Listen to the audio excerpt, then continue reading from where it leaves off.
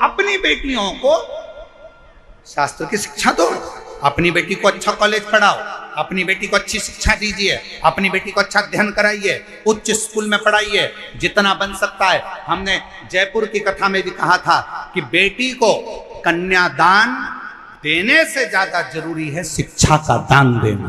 बेटी को अच्छा पढ़ाओ, उच्च शिक्षा प्रदान करो। कन्यादान जो दिया है वो हो सकता है कि एक ना एक दिन समाप्त हो जाए, पर शिक्षा का दान जो तुमने दिया है, बेटी को पढ़ाया लिखाया, वो शिक्षा एक दिन उस बेटी की जिंदगी में कभी ना कभी काम जरूर आएगी। बनाओ बेटी को शिक्षा अच्छी दीजिए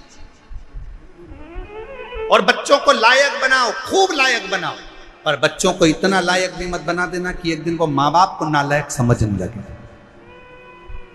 लायक बनाओ, पढ़ाओ, खूब शिक्षा दीजिए। और जिस दिन बेटा कहने लगे पापा तुम्हें कुछ नहीं आता, मम्मी चुप बैठी रहो, पापा तुम बड़बड़ मत करो, चुप बैठे रहो, समझ लेना तुम्हारी शिक्षा किसी काम की नहीं है। तुमने शिक्षा तो दी पर शिक्षा के साथ में संस्कार देना भूल गए थे।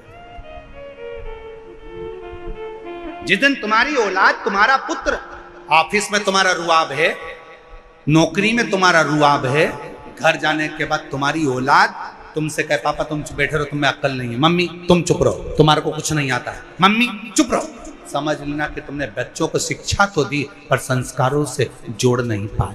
तुम बच्चों को लायक तो बना दिए पर उसने तुमको नालायक समझ लिया। इसलिए याद रखना, अपने बुढ़ापे को सुधारने के लिए अपनी औलादों के सामने तुम्हारी पत्नी भले 8वीं फेल है, पर बच्चों से हमेशा कहना कि तेरी माँ के बराबर कोई दुनिया में समझदार नहीं है, और अपने बच्चों के सामने कहना कि तेरे बाप के जैसा दुनिया में कोई समझदार नहीं है। अपने औलाद के सामने अपनी पत्नी का सम्मान करो, अपनी औलाद के सामने अपने पति का सम्मान करो। अगर आज पत्नी अपने पति को बच्चों के सामने कहेगी तेरे बाप में तो अकल ही नहीं है, तेरे बाप में तो अकल नहीं है, तो बच्चा भी वही सीखेगा। और बाप बोलेगा तेरी माँ में तो अकल नहीं है, तेरी माँ में तो अकल नहीं है, तो बच्चा भी वही सीखेगा। और एक दिन जब बच्चा बड़ा होगा तो माँ बाप दोनों को चुप करना चाहेगा।